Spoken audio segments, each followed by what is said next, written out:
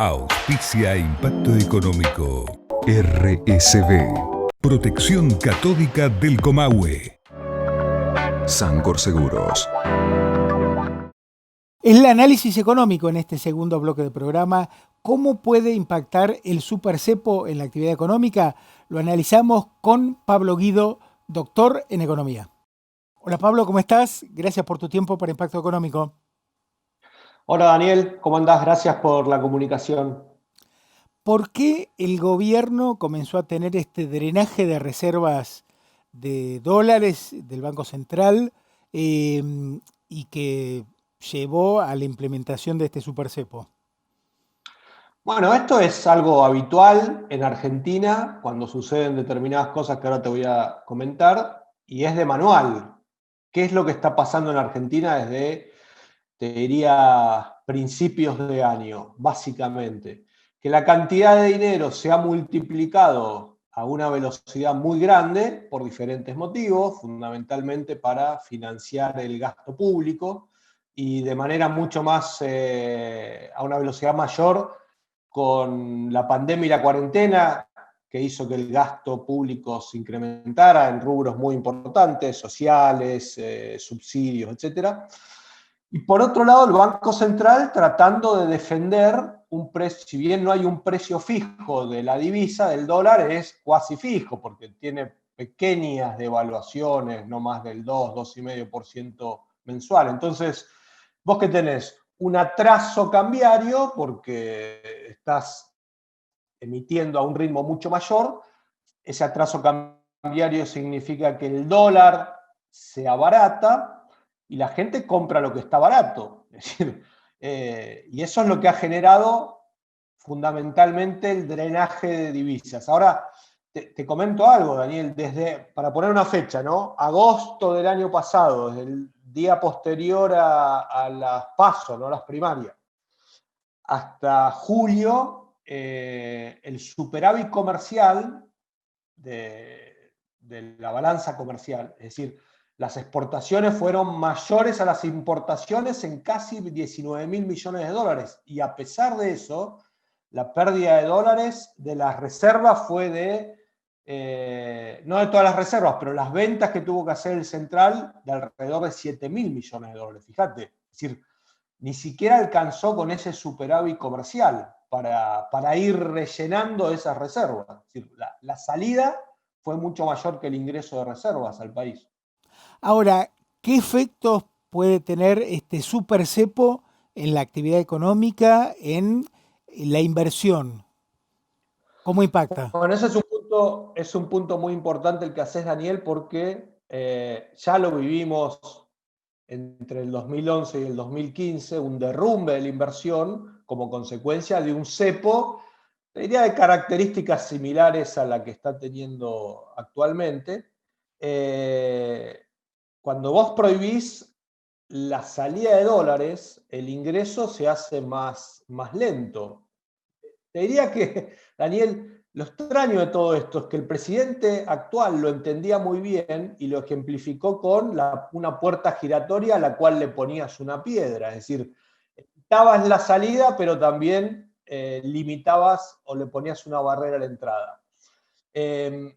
Y también, o sea, esto va a generar una menor inversión, pero fíjate que estamos en una situación de, digamos, un juego de tenazas, lo que se llama una doble Nelson. ¿Por qué? Porque el cepo te genera menor inversión, menor ingreso de capitales, pero además la falta de un programa económico, la incertidumbre creciente que hay con respecto a la credibilidad del gobierno y fundamentalmente del equipo económico, hace que, por ejemplo, en esta semana se publicaron los datos del del Producto Bruto referido al segundo trimestre del año, y estamos en un nivel de inversión que es el menor en los últimos 15 años, o sea, del 13% del Producto Bruto.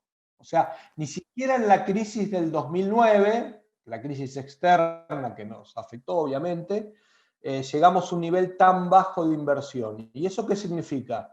la menor inversión en el presente significa que en el futuro tu nivel de producción va a ser menor al esperado, ¿sí? Sí, es lo que planteó muy bien Melconian en un artículo, ¿no? Se está destruyendo el stock de capital.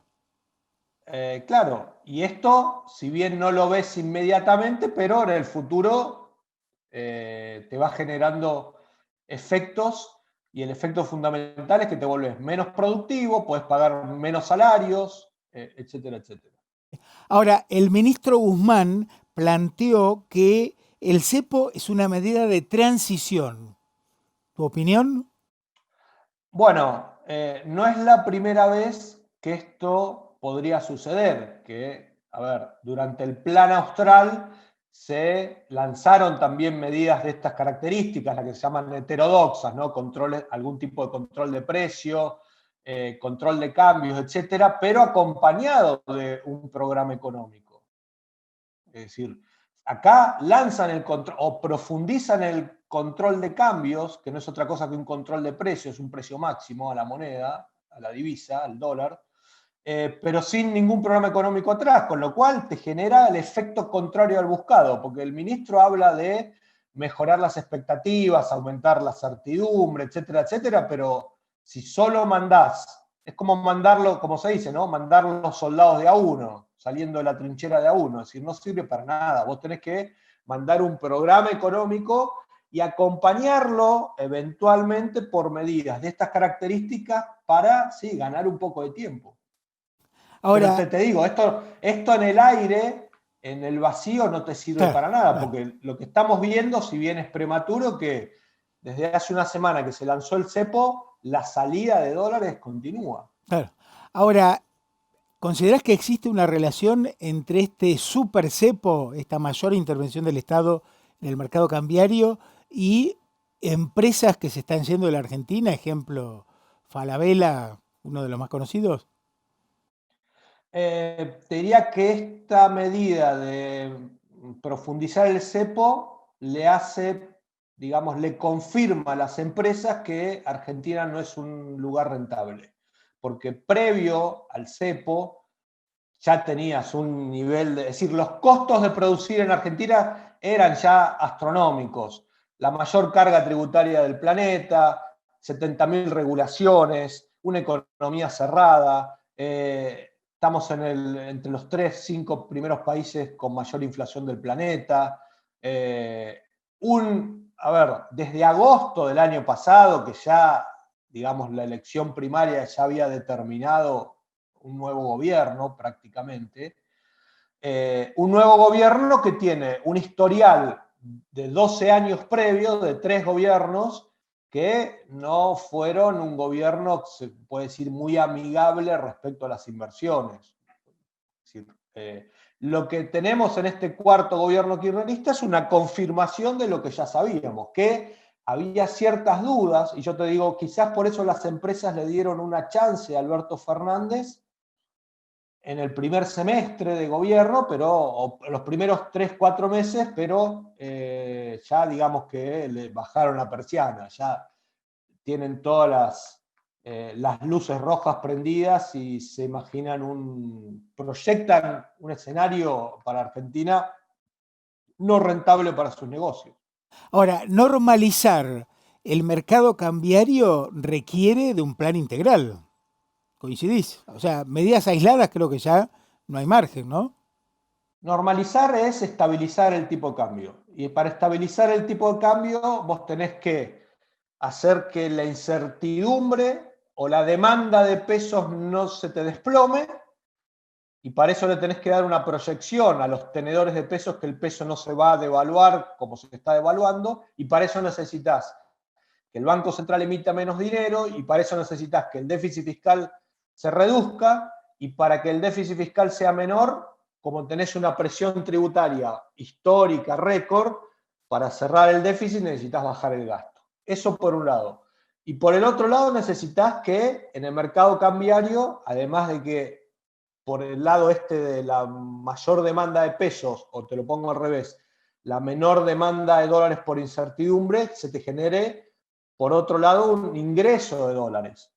Y de nuevo, ese programa económico con todos digamos, un programa financiero, monetario y fiscal consistente, que cierre, necesitas un contexto a favor de la inversión, a favor de la creación del empleo, que hoy no tenemos. Generar confianza es la clave.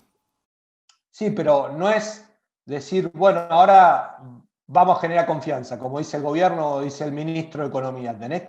Ya a esta altura, Daniel, porque ¿cuál es el problema que uno observa? Es que a medida que va pasando el tiempo, el programa económico que tenés que lanzar tiene que ser de una contundencia y tiene que ser más disruptivo día a día, porque el gobierno actual, esto le pasó a Alfonsín y por eso tuvo que renunciar 6 meses antes, le pasó a De la Rúa, que cuando apretaban lo que se llama la botonera ya no le respondía a nadie. Es decir, cuando perdés credibilidad es muy difícil recuperarla. Es más, yo te preguntaría, o te preguntaría a vos o a cualquier empresario que tiene que decidir una inversión, contratar gente, a las familias que tienen que realizar consumos, etc.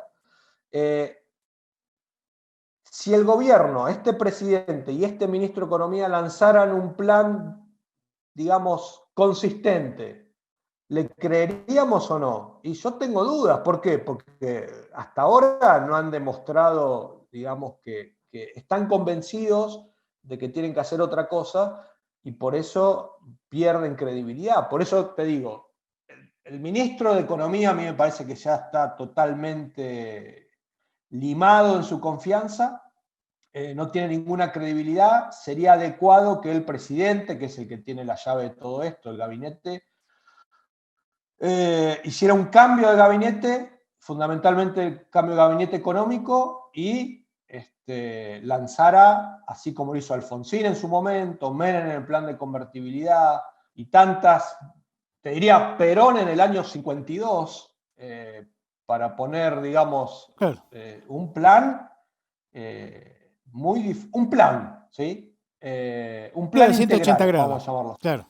Sí, yo te diría que sí, es que ya no hay espacio para parche, porque un parche, como vos dijiste, ¿no? Es un control de precios, un control de cambios es algo temporal, como dice el ministro, pero si va acompañado de otras medidas globales, integrales, amplias, profundas. No es lo que uno observa ahora. Pablo, gracias por tu tiempo para Impacto Económico. Muchas gracias, Daniel. Un abrazo grande.